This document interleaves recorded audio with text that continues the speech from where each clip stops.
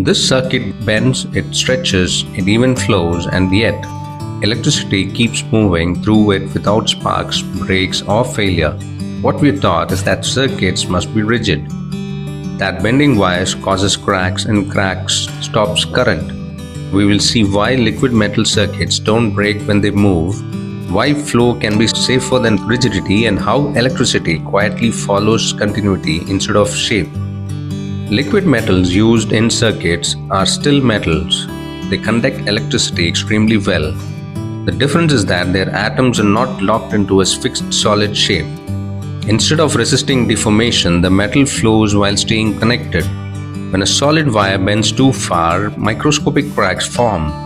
These cracks interrupt the path the electrons need. In a liquid metal, there is no fixed lattice to crack. The path reshapes itself continuously. Now think of a river carrying water. You can change the shape of the riverbed, squeeze it narrower, or let it spread wider, but as long as the water stays connected, flow continues. Now think of a rigid pipe instead. Bend it too much and it snaps. Electricity in liquid metal behaves like the river, not like the pipe.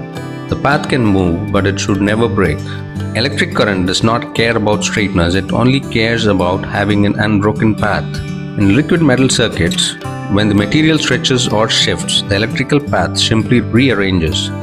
Engineers describe this as maintaining electrical continuity. The resistance may change slightly as the shape changes, but the circuit does not fail. Flow adapts instead of stopping. Liquid metal circuits are not indestructible. If the metal separates into isolated droplets, continuity is lost. If oxidation or contamination blocks contact, current drops, and they require careful containment so that the metal stays where it should. These systems work because flow is guided and not uncontrolled. This is why liquid metal circuits are used today in flexible electronics, soft robotics, stretchable sensors, and wearable devices, places where rigid wires would crack after repeated motion.